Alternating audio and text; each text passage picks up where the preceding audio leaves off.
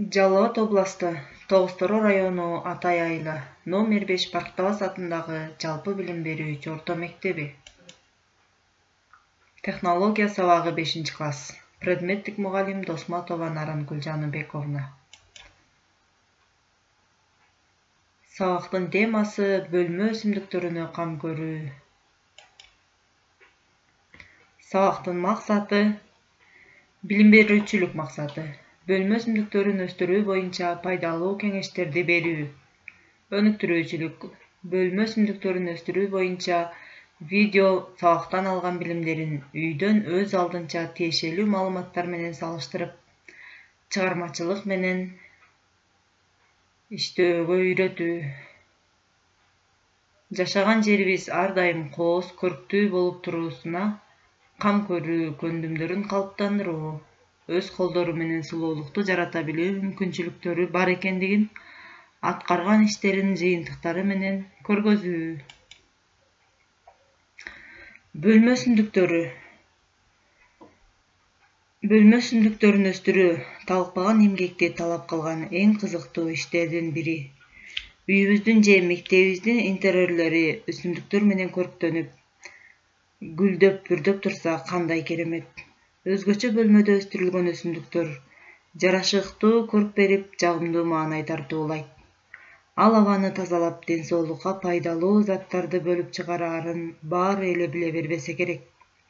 Эгерде билишсе, жансыз материалдардан жасалган гүлдөрдүн ордуна бөлмөлөргө табигый гүлдөрдү өстүрүшөт эле.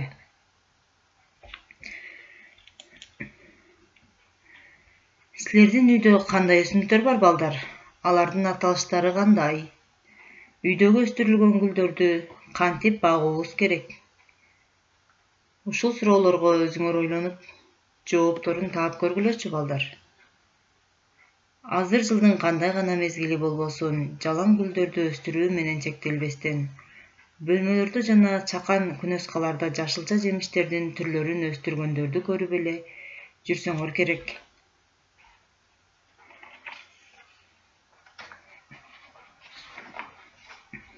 Эшигин көрүп төрүнөт дегендей, айылда болсо бакчасын, ал эми шаар жерлерде балконун карап туруп эле анда кандай кишилер жашаарын билип койсо болот.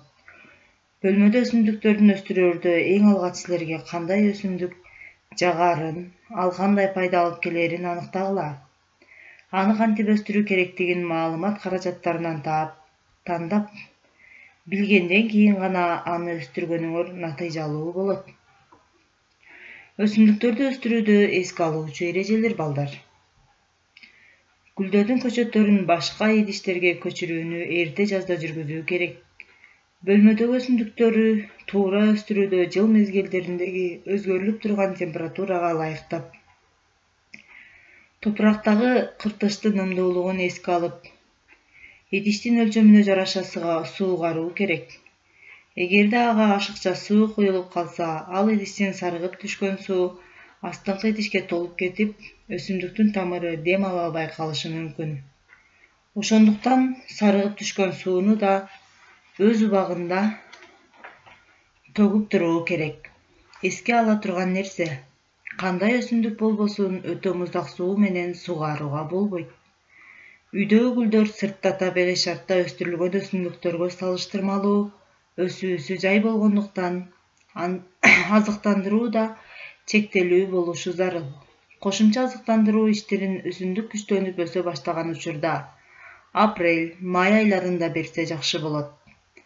Жаңы көчүрүлгөн же жаңы алып келген өсүмдүктөрдү кошумча азыктандырууга шашылбагыла. Бөлмөдө өстүрүлүүчү өсүмдүктөргө көпчүлүк учурларда жарык жетишпей калат. Ошондон уламаларды терезе жана айнектелген эшиктин жарык тийген жерлерине койгон оң. Биринчи кезекте жарык таамай тийген жерлерге кургак климатка ылайыкташтырылган декоративдик өсүмдүктөрдү, кийин башкаларына ылайыкташтырып жайгаштыруу керек. Кышкы мезгилде бөлмөдөгү температура өсүмдүктөр үчүн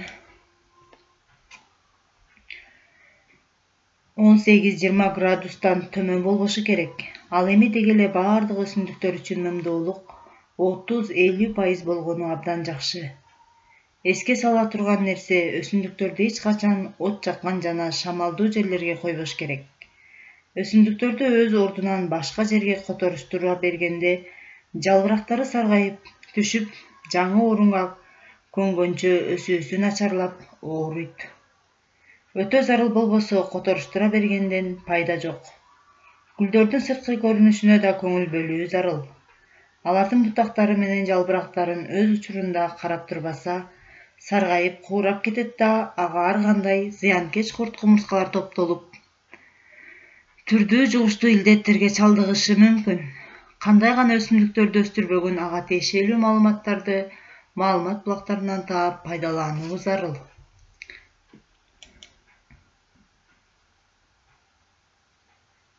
Анда эмесе балдар силерге үйгө тапшырма.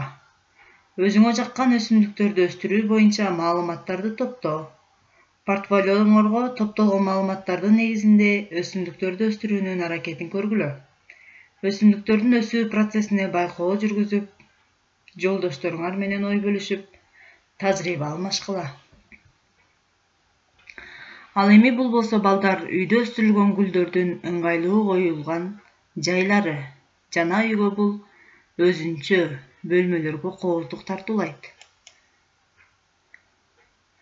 Ал эми көп убакытка башка жака кетсеңер, үйдөгү гүлдөргө суу куюу үчүн атайын дагара даярдап, ага атайын даярдалган кесилген материалдарды ар бир гүлгө жеткирип коюу керек.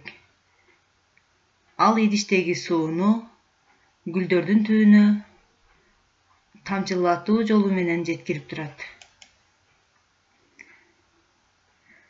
Анда эмесе бүгүнкү сабагым силерге жактыбы балдар? Кеттик анда. Кызыктуу маалымат менен силер менен бөлүшөйүн.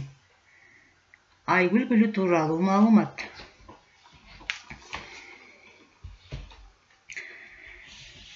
Бул гүл өзгөчө гүл. Муну билген силерге абдан кызыктуу. Айгүл гүлү Баткендин эң кооз гүлү. Гүлдүн илимий аталышы Рябчик Эдуардо. Анын бир артыкчылыгы тоонун күнгөй капталына өскөнүндө болуп саналат. Айгүл гүлү бул бийиктиги 1 метрге жеткен, бүт сабагы жашыл жалбырактуу өсүмдүк. Анын кызгылт сары жалбырактуу гүлдөрү коңуроого окшоп кетет. Айгүл гүлү апрель айында гүлдөйт. Ошондуктан Баткен областында айгүл майрамы өткөрүлүп турат. Айгүл гүлүнүн көчөттөрү 7 жылдан кийин өсө баштап, кийинки 7 жылда алгачкы гүлү ачылат. Ар бир жылы бирден бутон кошулуп гүл ачып турат. Ушуга байланыштуу айгүл гүлүн көрүп туруп, канча жашта экенин эсептесе болот. Айтып жүрүшкөндөй 34 гүлү бар айгүл гүлүн көргөндөр бар. Ал эми бул жерде силер көрүп турган айгүл гүлүнүн бутондорун санайбыз.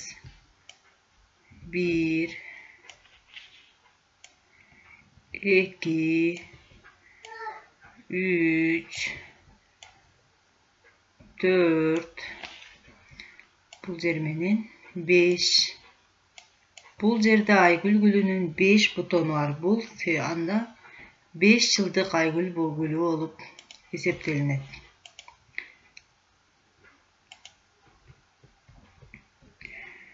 Айгүл гүлү жалбырактарын ачып гүлдөгөн учурун көрүү бул абдан эле жолу болгондук.